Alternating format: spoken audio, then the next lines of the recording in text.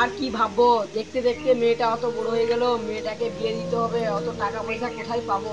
চিন্তা করনি, ঠিক ম্যানেজ হয়ে যাবে। দেখতে দেখতে মেয়েটা তো অনেক বড় হয়ে গেল, মেয়েটা তো একটা ভালো পাত্র দেখে বিয়ে দিতে হবে। মেয়েকুট পড়তিছে, বিয়ে করবে, এরকম কম বয়স বিয়ে হবে না। অত শত জানি না, একটা ভালো ছেলে দেখে মেয়ের বিয়ে দিতে হবে। কতদিন ওরকম বুঝে বুঝে খাওয়াবো? তুমি বসো, আমি একটু ঘটকের কাছ থেকে ঘুরে আসি।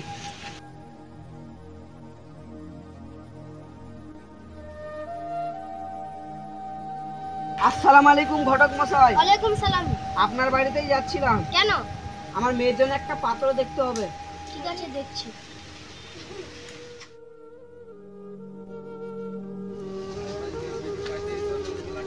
এখনই ঘটক মশাইয়ের সাথে দেখা হলো, মেয়ের জন্য একটা পাত্র খুঁজতে বলছি। আচ্ছা ঠিক আছে। আচ্ছা, আমার বিয়ে দিয়া বের করছি। হ্যালো ঘটক মশাই, হ্যালো। সন্ধান পেয়েছো? হ্যাঁ, পেয়েছি। তাহলে কবে যাব আমরা? তাহলে কালকে এসো।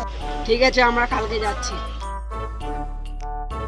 বিয়ে না স্যার, আমার ছেলেকে কেমন দেখতে আপনার পছন্দ তো? আমার তো পছন্দ। আপনার ছেলে কিসের কাজ করে? আমার ছেলে তো গুলি চালায়। গুলি চালায়? তার মানে কি আর্মি? আমি বিবারে গুলি চালাই।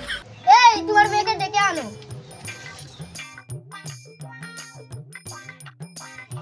এই মা, চ, তোকে বাইরে লোক দেখতে এসেছে। আমি তোমাকে কতবার বলবো আমি বিয়ে করবো না? বাইরে লোকজন এসেছে, এখন যদি তুই... মেয়ে তোমাদের পছন্দ তো? হ্যাঁ, আমার পছন্দ। আগের মাসে 20 তারিখে বিয়ে ফাইনাল। কে দিনে দেখাবে যাই? কি রে, তোর মন খারাপ কেন? আমার বাবা আমার বিয়ে ঠিক করে দিয়েছে। তুইও বিয়ে করবি বলে রাজি হয়ে গেছিস? কি করব, বাবা বলছে না, রাজি হলে বিষ খেয়ে নিবে। বান্ধবী, তুই চিন্তা করিস না, আমরা পুলিশকে জানাবো। তোর তো এখনো 18 বছরও হয়নি, আমি এক্ষুনি পুলিশকে ডাকছি।